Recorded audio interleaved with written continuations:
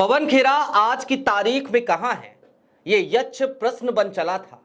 लेकिन इसी बीच में कुछ संकेत मिल गए और मजे की बात यह कि पवन खेरा ने सीधे तौर पर इस बात का ऐलान भी कर दिया कि ना तो मैं अग्रिम जमानत लूंगा और ना ही मैं भागूंगा, बल्कि मैं हिमंता बिस्वा शर्मा के गढ़ में पहुंचूंगा और एक बार फिर एक प्रेस कॉन्फ्रेंस करूंगा, कुछ और सबूत रखूंगा। जाहिर सी बात है, पवन खेरा की तरफ से जब इस तरीके का ऐलान हो जाए, इस तरीके की खबरें आ जाए, तो हिमंता बिस्वा शर्मा के माथे पर पसीने की बूंदें आना स्वाभाविक है। आज की तारीख में असम की पुलिस आई थी पवन खेरा को दिल्ली खोजने के लिए, लेकिन पवन खेरा तो पवन खेरा है, वो असम में ही है, ऐसा दावा अब किया जा रहा है। अब क्या है इस दावे के पीछे, पवन खेरा की योजना क्या है, पवन खेरा करने क्या जा रहे हैं, और एक बार फिर एक शब्द क्यों गूंजने लगा है, वो शब्द है माफी वीर। और ये कहा जा रहा है कि भैया पवन खेरा कांग्रेसी हैं, माफी वीर नहीं, संघी नहीं, तो जरा सारी बातें खुलकर की जाएं। नमस्कार, मैं स्वप्निल और आप मुद्दा देख रहे हैं। दोस्तों आगे बढ़ें उससे पहले वही छोटी सी अपील। मुद्दा इन दिनों एक गंभीर आर्थिक संकट से जूझ रहा है। एक तरफ हमारे मेन बैंक अकाउंट्स बीते लंबे समय से फ्रीज चल रहे हैं, तो दूसरी तरफ हमारे 2.5 साल पुराने चैनल को हमसे लंबे समय तक छीन कर रखा गया था। ऐसे में डे टू डे ऑपरेशंस में मुद्दा को काफी मुश्किलों का सामना करना पड़ता है।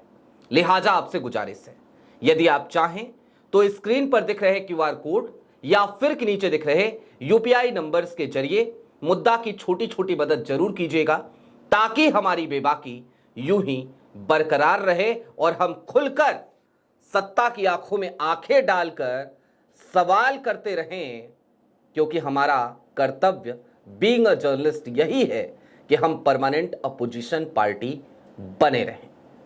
अब आगे बढ़ते हैं। आज का दिन वाकई में गजब के हंगामे का दिन है। जिधर देखिए जहां देखिए वहीं पर उसी नाम की चर्चा है और वो नाम है पवन खेरा का। हिमंता बिस्वा शर्मा के राज्य से पुलिस आती है, ज्ञानेश कुमार की पुलिस आती है, क्योंकि आचार संहिता लागू है तो चुनाव आयोग के अंतर्गत काम कर रही है इस समय असम की पुलिस। आती है पवन खेरा के घर पे और शाह साहब की पुलिस को लेकर के वहां पहुंचती है। पवन खेरा वहां मिलते नहीं है, तो असम के अधिकारी ये कहते हैं कि हमने पवन खेरा के घर पे छापेमारी की है, हम उनको ढूंढने आए थे, वो नहीं मिले, और हमने कुछ इनक्रिमिनेटिंग चीजें इकट्ठा की हैं उनके घर से, खोज निकाले। इनक्रिमिनेटिंग यानी दोष सिद्धि वाली चीजें। लेकिन इस बीच में हर कोई ये पूछने लगता है कि भाई कहां गए पवन खेरा। हिमंता बिस्वा शर्मा बाकायदा मीडिया के सामने कहते हैं, चिल्लाते हैं, ऐलान करते हैं कि पवन खेरा हैदराबाद भाग गए। अब हैदराबाद भाग गए ये समझ से परे लगता है। क्यों लगता है कई लोगों को? क्योंकि लोग यही कहेंगे कि भाई हैदराबाद में कांग्रेस की सरकार है तो पवन खेरा डर गए, हैदराबाद चले गए। लेकिन क्या वाकई में पवन खेरा हैदराबाद गए हैं? जवाब है नहीं, बिल्कुल नहीं, ऐसा पवन खेरा ने मना कर दिया है। क्या पवन खेरा अग्रिम जमानत लेने जा रहे हैं? जवाब है नहीं, पवन खेरा ने इसके लिए भी मना कर दिया।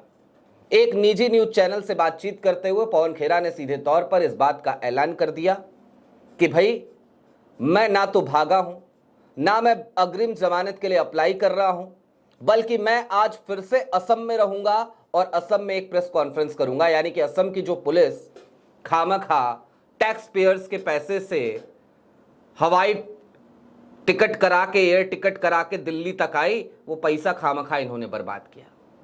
अरे पवन खेरा से पूछताछ करनी थी, वहीं कर लेते। ये सब नौटंकी करने की क्या जरूरत थी कि दिल्ली आए, इतनी मेहनत किए साहब, वो मिले नहीं। मतलब यही बताना चाहते थे क्या कि वो भाग गए हैं? यही बताना चाहते थे तो बात अलग है। खैर, अब मैं आपको कुछ चीजें दिखाना चाहता हूं। मसलन कांग्रेस के एक प्रवक्ता है सुरेंद्र राजपूत, उनके 2 ट्वीट में आपको आज दिखाना चाहता हूं।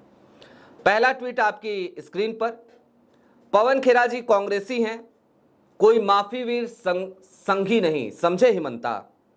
चाहे लश्कर तुम्हारा हो या सरकार तुम्हारी, चाहे झूठ को सच बाचने वाला मीडिया तुम्हारा, वो शेर है, तुम्हारे घर में बैठकर दहाड़ेगा, इंतजार करो। ये जिस वक्त ये वीडियो रिकॉर्ड कर रहा हूं तकरीबन 1 घंटे पहले का सुरेंद्र राजपूत का ये ट्वीट आता है और इसके बाद से उस खबर की पुष्टि हो जाती है जो सोर्सेस के हवाले से एक निजी चैनल ने चलाया था, अंबानी साहब के ही चैनल ने चलाया था, CNN न्यूज़ 18 ने।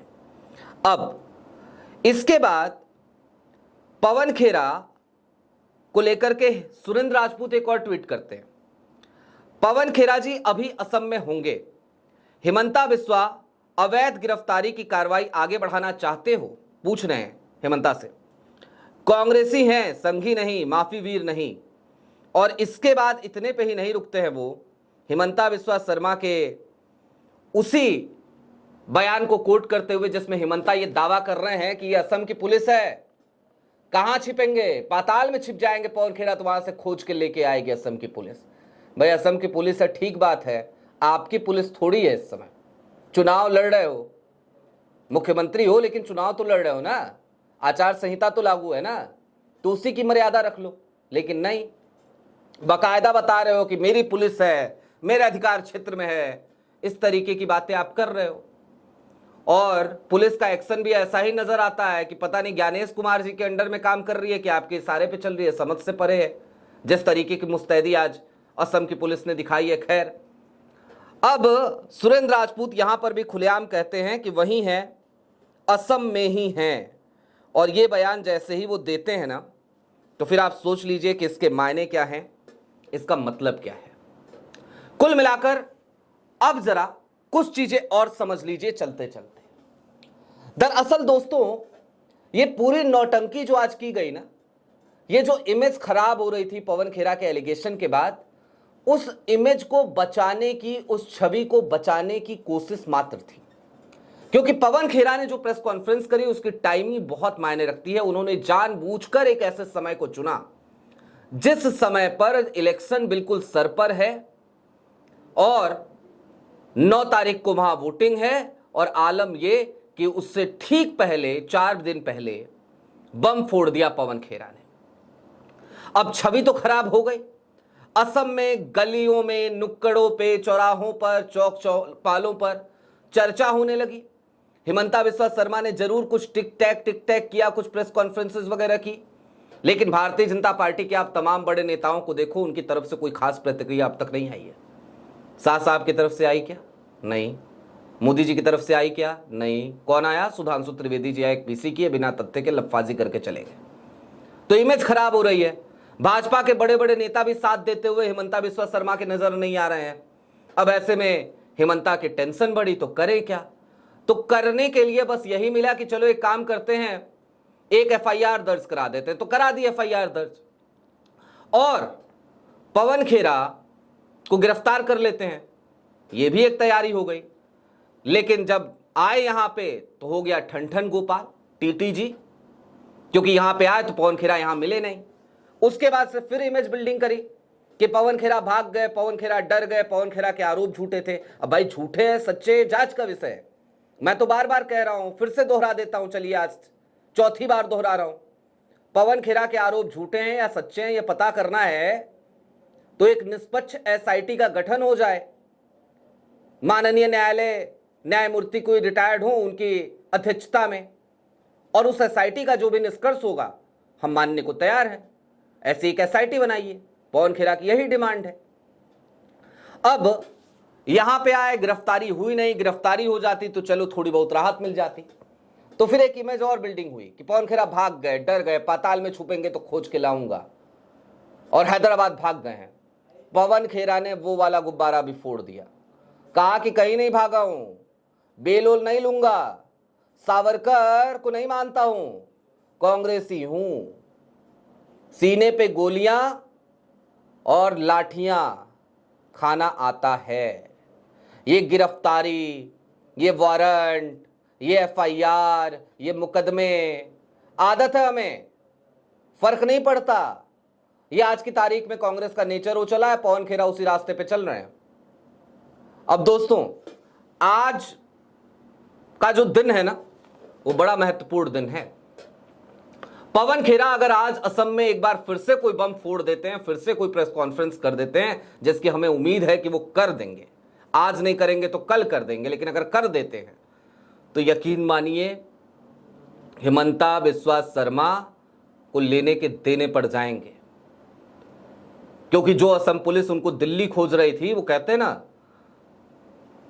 कि गली गली खोज रहे थे हम और हमारे घर के पीछे ही मिली, ऐसा कुछ है, पता नहीं। हमारे यहाँ बहुत कहा जाता है पूर्वांचल में, तो कुछ वैसा हाल है। तो पवन खेरा अगर असम में ही प्रेस कॉन्फ्रेंस करेंगे तो हिमंता बिस्वा शर्मा को लेने के देने पड़ जाएंगे, ये तय मानिए। एक अलग सा नैरेटिव फिर से सेट हो जाएगा, नैरेटिव वैसे ही सेट हो चुका है। अच्छा, अब एक बात और याद करनी जरूरी है, उस पर बात ना करूं तो फिर बड़ा बेईमानी सा लगेगा। भाई, हिमंता बिस्वा शर्मा को चाहिए कि थोड़ी सी मर्यादित भाषा का प्रयोग करें, कुछ तो मर्यादा रखो यार। क्या कर रहे हो आप? मुख्यमंत्री हो, सिटिंग चीफ मिनिस्टर हो, और आप खुद को ये मानते भी हो कि आप वुड बी चीफ मिनिस्टर फिर से हो, एक बार आप हैट्रिक लगाने जा रहे हो, तो एक मुख्यमंत्री की ऐसी भाषा, पेड़ा बना दूंगा। और आज दुख इस बात पे हुआ मुझे, ये वही भाजपा है ना जो चाल चरित्र चेहरे की बात किया करती थी। मल्लिकार्जुन खड़गे जैसी बुजुर्ग के लिए पागल जैसा शब्द का इस्तेमाल करना। अरे राहुल को बोलते हो आप, पवन को बोल रहे हो आप, ठीक है यार, कोई बात नहीं, हम उम्र हैं, बोल लो। लेकिन भाई,